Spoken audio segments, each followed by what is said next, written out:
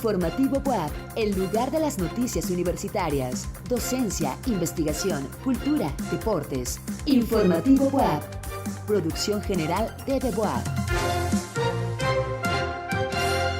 Muy buenas noches, soy Coco Guerra y en esta emisión especial de este Informativo WAP hablaremos sobre la paleobotánica, una disciplina científica que estudia restos de plantas fosilizadas en todas sus formas.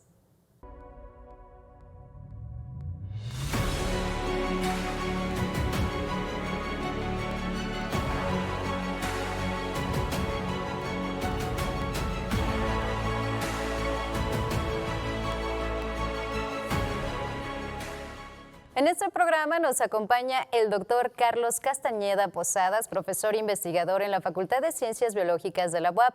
Es licenciado en Biología, maestro y doctor en Ciencias Biológicas por la UNAM y en el año 2008 estableció el Laboratorio de Paleontología de la Facultad de Ciencias Biológicas de la UAP y la colección de Paleontología Estatal, la cual tiene su registro en trámite, por cierto, ante el Instituto Nacional de Antropología e Historia y en la que actualmente es el único curador. Su línea de investigación es cambios en la paleodiversidad de México como consecuencia de la actividad tectónica del centro-sur del país, basado en el registro fósil. Asimismo, pertenece al Sistema Nacional de Investigadores 2023 al 2027. Muy buenas noches, doctor. Gracias por acompañarnos. ¿Qué tal? Muy buenas noches. Bueno, pues estoy muy emocionada de poder hablar con usted, compartir precisamente lo que habíamos ahí atrás bambalinas, estar adelantando del tema. Y bueno, pues es un honor estar con usted esta noche. Y bueno, pues agradeciendo también su disponibilidad, sobre todo, y también el entusiasmo por compartir el conocimiento. No, al contrario, estoy afortunado de estar aquí y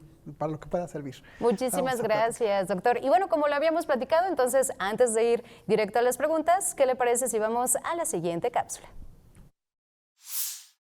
La paleobotánica es el estudio científico de los fósiles vegetales, su relación con el medio en el que vivieron y fosilizaron, así como su evolución en el tiempo. Esta ciencia tiene sus bases en la paleontología y la botánica, con aplicaciones sustentadas principalmente en el sistema taxonómico botánico, el cual deja entrever relaciones de parentesco, la escala de tiempo geológico, sin la cual no puede haber historia de las plantas, ecosistemas y biosfera, y por último, los mapas mundi, que identifican el cambio a lo largo del tiempo, esclareciendo las áreas de distribución del pasado. El estadounidense John S. Newberry es considerado el primer paleobotánico en publicar sobre plantas fósiles de la Formación Santa Clara en Sonora, al igual que su investigación sobre las plantas vasculares fósiles en 1876. Asimismo, el trabajo de un investigador es encontrar información fidedigna, localizar e incógnitas, teniendo como base las reconstrucciones parciales o completas de las plantas. Como ciencia interdisciplinaria, se puede abordar desde una perspectiva geológica, biológica o ambas, donde los investigadores pueden tomar el enfoque cuantitativo, además del cualitativo. En Puebla, una de las investigaciones sobre la paleobotánica se basa en las plantas pérmicas en la formación Matsitsi, ubicadas al sur del estado. Sin duda, la paleobotánica es una disciplina importante que nos permite entender el origen de las plantas, así como los cambios en la historia del planeta. Para Informativo WAP, Jocabet Zúñiga. Bueno, pues acabamos de escuchar qué es la paleobotánica.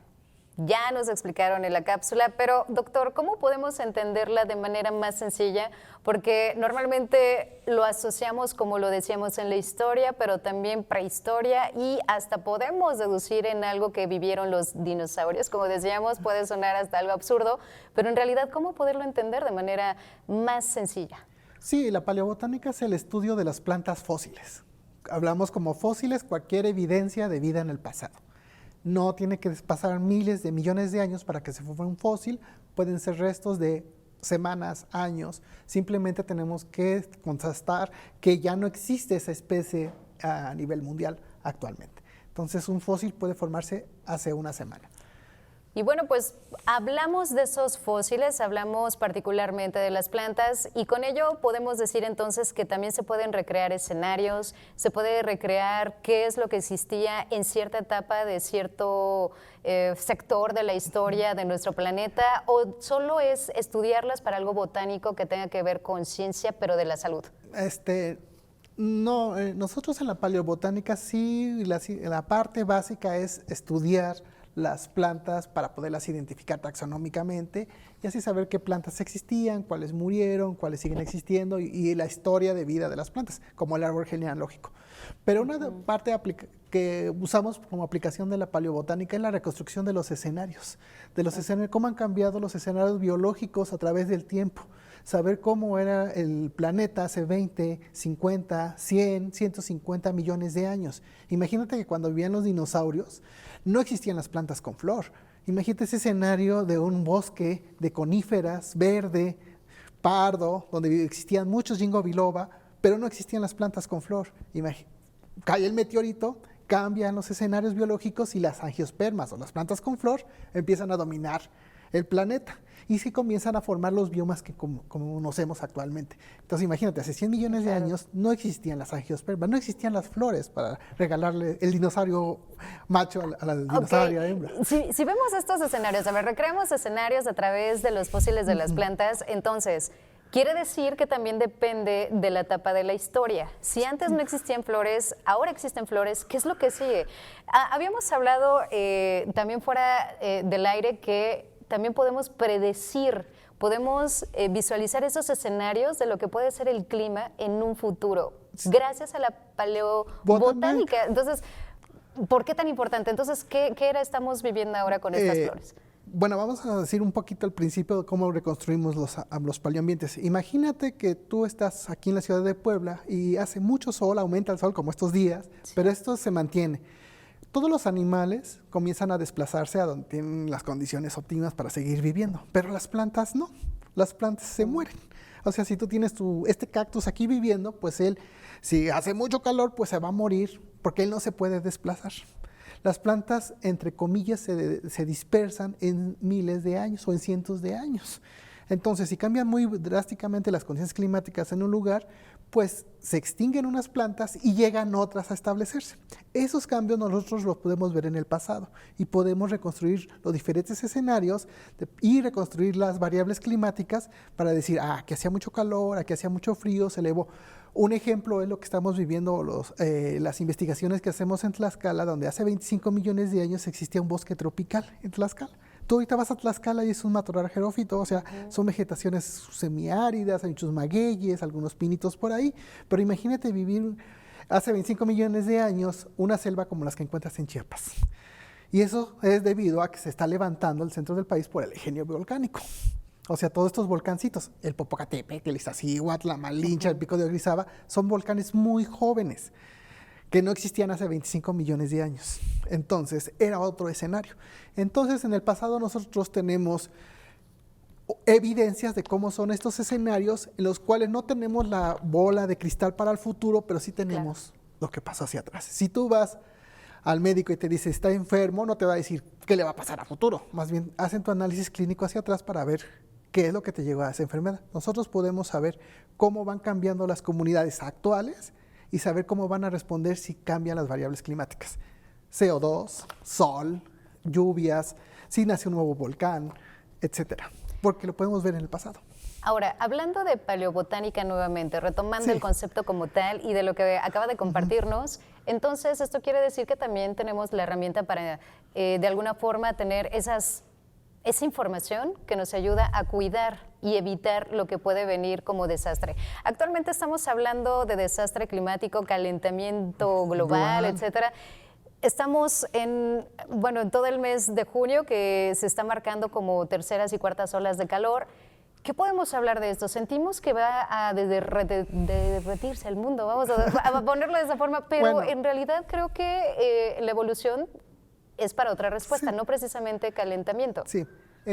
Hay que tener claro que hay dos cosas, que una es variabilidad climática, que son estos cambios o isolaciones que existen, estos cambios de clima caliente y frío que vivimos en pocos años, o sea que lo vemos en tiempo humano, y el verdadero cambio climático que es en tiempo geológico, en tiempo de millones de años. El cambio climático hace que las comunidades vegetales se modifiquen. Las variabilidades climáticas no hacen que una vegetación se modifique. ¿Qué quiere decir? Si nosotros tenemos un bosque de pino y sube y baja la temperatura, los pinos están acostumbrados a esos cambios. Para que cambie la vegetación totalmente, tendrían que pasar varios cientos de años. Pero el cambio climático sí son como episodios muy cortos, pero son muy largos, o sea, son millones de años. Nosotros lo que vemos con estos cambios, estos antecedentes que tenemos de un sitio, es saber cómo está cambiando el planeta. Por ejemplo, las predicciones que salen mucho en internet de que va a aumentar el nivel del mar cuando se deshagan los hielos, ¿hasta dónde va a subir el nivel del mar? Porque en el pasado no existían los casquetes glaciares. Por ejemplo, cuando te comento que hace 25 millones de años en el Mioceno no existían los casquetes polares. Entonces teníamos los registrados hasta dónde llegaba el nivel del mar. Por ejemplo, nosotros teníamos aquí en Puebla las costas cerca de Perote, ¿no?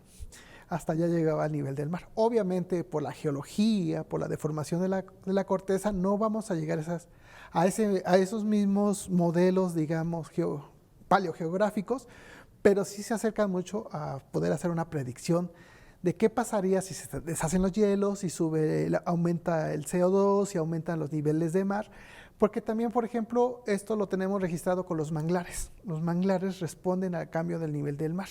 Entonces, si nosotros estudiamos cómo ha evolucionado el manglar por el registro fósil de las plantas en las lagunas costeras, podemos saber cómo cambia el nivel del mar, cómo ha cambiado el clima y hacia dónde va el manglar, si se va a extinguir o no. Por ejemplo, aquí como comercial, el sargazo en realidad es una respuesta por toda la deforestación de los manglares que hemos hecho en la península de Yucatán. Es decir, en pocas palabras, sí somos los seres humanos ese detonante para que se haga este tipo de cambio. Sí, en ¿Hay realidad algo que tengamos o podamos hacer? Porque bueno, mucho hemos escuchado los medios de comunicación, muchos programas especiales en relación al tema y sobre todo también siempre se habla de cuidar el agua, cuidar los árboles, mantener lo más que se pueda, menos el uso de luz, etcétera, etcétera. ¿Qué es lo que de verdad entonces el ser humano puede hacer? Y gracias a la biotecnología que estamos desarrollando, gracias a la biobotánica que se está desarrollando, que se está estudiando y que tenemos al alcance. Pues simplemente tener más respeto a la naturaleza. La naturaleza por miles de millones de años, ella ha respondido a estos cambios climáticos que han ocurrido de manera natural. Simplemente nosotros estamos deteniendo esa respuesta de la naturaleza. Lo estamos alterando. Lo que antes ocurría en 100 años ahora ocurre en 10 años porque nosotros lo estamos acelerando. Entonces, más bien tendríamos que tener el respeto. Tampoco puedes decir que no se haga nada porque pues, sería como extinguir a toda la sociedad humana. Esa sería la mejor respuesta, pero no vamos a hacer eso, ¿no? Entonces, y aparte el avance no se puede detener, estamos Exacto. en una evolución, estamos en un momento también de adaptación, pero que también la cultura que se va generando del cuidado del ambiente, creo que también va teniendo algo más de consistencia. ¿Qué es lo que está haciendo por esta parte? Pues toda esta área que ha estado estudiando, que ha estado investigando, que es la paleobotánica, en relación a este tema. ¿Tiene algo que ver con este tipo de cambio climático o definitivamente tiene que ver solo con esta parte de la historia y la preservación de estas especies, hablando específicamente de las plantas? Nosotros como paleobotánica damos los escenarios y damos la información, damos los datos para que nuestros compañeros ecólogos, porque es otra área de la biología, son los que ellos se encargan de hacer estas predicciones. Digamos que nosotros hacemos los antecedentes, somos el laboratorio clínico del planeta donde decimos exactamente qué es lo que ha pasado, los diferentes escenarios, pero nosotros no nos aventamos a hacer esos pronósticos porque se necesitan otras herramientas, otros modelajes, que eso se lo dejamos a los compañeros ecólogos o hay otras personas que hacen este tipo de avances o de predicciones, como queramos llamarle, pero nosotros nada más hacemos como los antecedentes. O sea, no Muy bien. Esos antecedentes, ¿hay alguno muy importante para usted y que represente algo más allá de solo estudiarlo, de solo recabar información, de tener datos duros? Sí, hay mucho. Por ejemplo, el origen de muchas plantas, de lo que hoy conocemos como la flora neotropical, muchos años se dijo que su origen era de Sudamérica.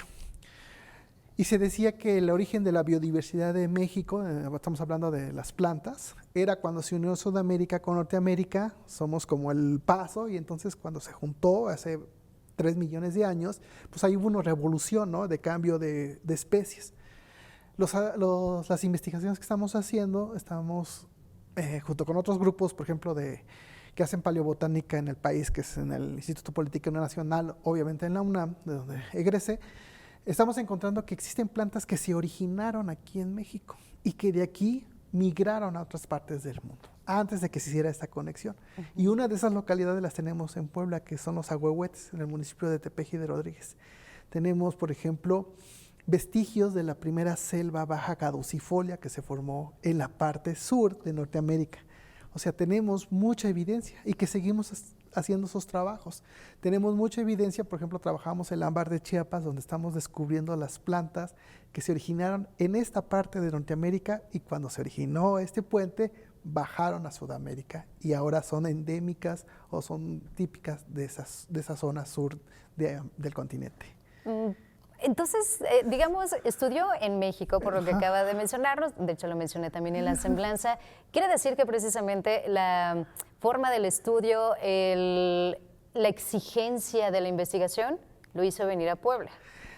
Sí, digamos un poco, porque Puebla es el paraíso para los paleontólogos. Aquí afloran diferentes ventanas del tiempo de diferentes organismos. Pisas de dinosaurio, plantas, trilobites, o sea, todas las ventanas, las plantas de la Matsitsi, que son de las primeras biomas que se conocen terrestres en México, están presentes en Puebla. Y además era un nicho abierto porque lamentablemente paleobotánicos en el país no somos más de los que puedo mencionar en esta palma de la mano. Y es una ciencia que puede darnos mucha información, pero debido a su complejidad, o sea, hay que leer mucho, hay que entender bien o identificar a los cadáveres de plantas para poder saber y relacionarlos con los afines actuales, pues mucha gente ahí se desespera porque cree que paleobotánica va a ser como estudiar dinosaurios, ¿no? Que de un huesito voy a encontrar así el T-Rex. No, acá no es tan llamativo, pero sí da mucha información, como las otras áreas de la paleontología, pero pues somos muy pocos los que desarrollamos esta área. En Puebla pues, soy el único, y te puedo decir que a nivel nacional somos como 5 investigadores. 5 investigadores que entonces tienen ciertos registros. Esto quiere decir que Puebla es especial en cuanto a este tema. ¿Por qué es tan especial en este tema? ¿Tiene que ver con su posición geográfica, clima? ¿Qué sucedió en esa evolución? Una cosa, bueno, puede ser la posición geográfica, la otra es que afortunadamente o desafortunadamente, como lo queramos ver, la tierra, las capas de la tierra hacia la zona de la Mixteca están descubiertas, entonces ahí afloran y es más fácil que podamos encontrar fósiles que en lugares donde hay mucha vegetación, por ejemplo. Entonces es más fácil que podamos encontrar fósiles en zonas descubiertas y, ay, mira qué bonita roca, o también hacer conciencia a la gente de que nos reporten cuando encuentran estas figuritas pegadas a la roca muy peculiares, y entonces así es como llegamos. Y además la geología de México, que es como hay un chicharrón todo por los volcanes y por el choque de las placas que hacen los esto del movimiento de la tectónica de placas, hacen que las placas se muevan y algunas se expongan y otras no.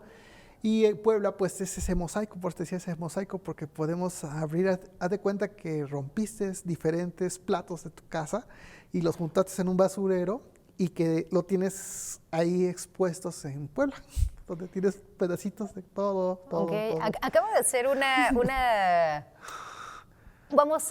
lo voy a llamar metáfora de la investigación de lo que es hablar de la paleobotánica en Puebla, porque mucho se distingue de algo que acaba de mencionar, que tal vez nosotros lo hemos vivido, pero no nos habíamos dado cuenta, que es en estos climas cálidos donde se encuentra precisamente más estos fósiles. Entonces, ¿cómo nos explicamos que antes en esas áreas estaba lleno de vegetación y que por esa razón quedó un fósil? ¿Qué es lo que sucede? ¿Qué información? Yo sé que en este momento tal vez no tenemos todos los datos completos porque necesita de su lugar de investigación, pero ¿por qué? ¿Cómo se explicaría eso en la actualidad? Que ahora lo veamos tan seco y antes era abundante, era imagínate verde. que tienes un escenario, ¿no? El que tú quieras. Imagínate que tienes esta mesita viviendo estos cactus que vemos actualmente. Viene un movimiento tectónico y que esa mesa te hace que suba, que se eleve. Esas condiciones te van a hacer que cambie el clima, entonces los cactus ya no viven ahí porque tienen más frío, entonces llegan los pinitos y viven. Luego ese cerrito, esa montaña se extiende otra vez, y se erosiona y otra vez hace una planicie. Antes estaba cerca del mar, ahora está lejos, entonces se pone otra vegetación. Y todo eso, si llega un volcancito que vive por ahí cerca, como ahorita el Popocatépetl, y nos empieza a aventar ceniza, ceniza, ceniza, pues todas las plantas quedan sepultadas. ¿Qué le pasa a la ceniza cuando se moja? Se consolida. Sí. Por eso nos dicen, no la mojemos ni la tiremos al drenaje porque se va a cementar. Pues para nosotros esa ceniza lo que hace es guardar a los fósiles, a los organismos para que no se descompongan. Entonces, los fósiles lamentablemente los encontramos gracias al resultado de una catástrofe. Inundación, vulcanismo, sepultamiento, se desgajó el cerro, lo que tú quieras, porque aquí ahí quedaron atrapados y se detuvo el proceso de descomposición. Y entonces por eso tenemos diferentes capas, diferentes escenarios guardados en Puebla. ¿Tenemos algún escenario catastrófico en un futuro en Puebla en relación pues a todo este estudio de la paleobotánica? Pues en tiempo humano no. Muy bien. No, todavía faltan muchos siglos todavía para que se avance, para que tengamos ese tipo de cambio del cual está hablando. Y también mencionaba algo que no quiero dejar pasar por alto, que es aquellos investigadores que se dedican exclusivamente a la paleobotánica en México y en Puebla. Y dijo, así, lo puso con su mano, son 5. ¿Nos los podría mencionar y nos podría decir la función de cada uno? ¿Cómo trabajan en conjunto? ¿Cómo lo hacen? Sí, principalmente, por ejemplo, ahorita queda el doctor Sergio Ceballos, digamos que fue el maestro de la mayoría de los que estamos ahorita, que se dedica a maderas, hojas. Luego está la doctora Patricia Velasco en la FE Zaragoza de la UNAM. Se encuentra Emilio Estrada en el Instituto Politécnico Nacional, un servidor acá en Puebla, y actualmente se acaba de incorporar Ana Lilia también en el Instituto de Geología de la UNAM. Y pues todos le hacemos un poquito aquí de flores, frutos, maderas. La paleobotánica se dedica más a los macrofósiles, aunque algunos le estamos intentando a los microfósiles. ¿Quiénes son los microfósiles de la paleobotánica? Pues el polen y las esporas, que también son de las plantas, pero son métodos más agresivos, otras metodologías, pero en realidad siguen siendo plantas, entonces podemos complementar ambas áreas, digamos, la paleobotánica con la palinología, que sería su nombre.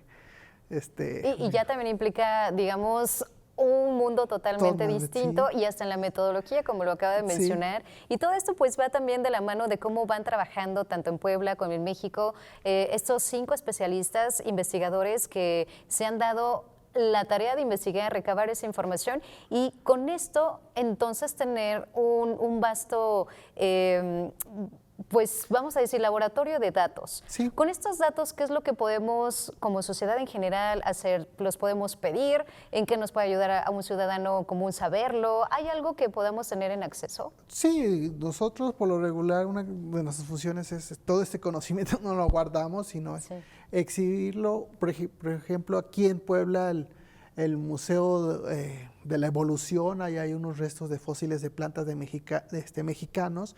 Por ejemplo, como un comentario, el plátano más antiguo que se conoce, el plátano, una musácea, se encuentra en Coahuila. Y entonces aquí hay una representación en el Museo de la Evolución. Las leguminosas, un fruto de leguminosa, pariente de los frijoles, de los chícharos, se ha encontrado en Coahuila, en las minas de carbón. Y entonces eso habla de nuestra historia, no nomás humana, sino de la historia biológica. Como te decía, México por muchos años se dijo que era una bandejita donde caían todas las plantas y que se evolucionaban en otras partes del mundo. Ahora está viendo a México como un centro de diversificación y de radiación de las plantas. O sea, no nada más llegaron, sino de aquí se originaron ciertos grupos. Y es que estamos hablando, de acuerdo también pues a mi percepción de lo que nos está platicando, también con esto que estamos hablando, compartiendo, me hace deducir lo siguiente, que también las plantas pues tienen que ver con la forma de vida, con la forma de alimentación, con la forma en la que también seguramente en un futuro queremos hacerlo y que es también cómo nos alimentamos.